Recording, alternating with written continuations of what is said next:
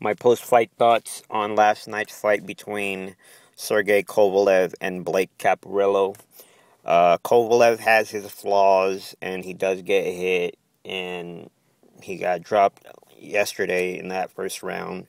But it's not about hitting the canvas. It's how a fighter gets up and composes himself and comes back. And Kovalev is a mentally strong fighter just as much as he is physically. And obviously, it was just a knockdown, and he came back and took care of business in the second round with that brutal body shot to Caparillo that put him out for the count.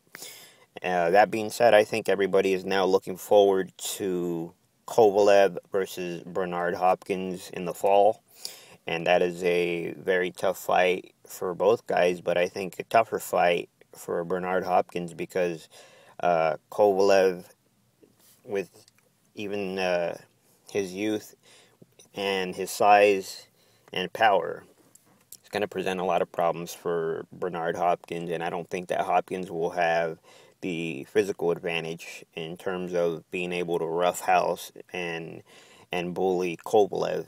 And that's actually a very good fight that I think a lot of people are now going to start looking forward to.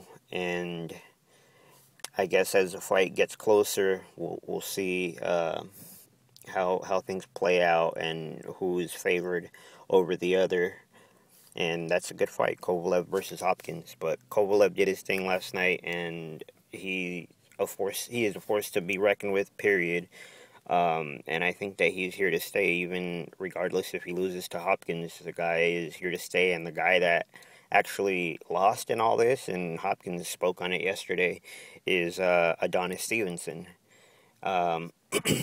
Because he obviously didn't want the fight, or his team didn't want the fight with Kovalev, and he signed with Al Heyman, and it went to Showtime, and now Hopkins, who was fighting on Showtime, they have all agreed to fight. Kovalev and Hopkins will be broadcast on HBO. So, a whole lot of things going on in the mix behind the scenes in boxing right now, but that's a very interesting fight, Kovalev versus Hopkins, and it's going to be on regular HBO, not pay-per-view.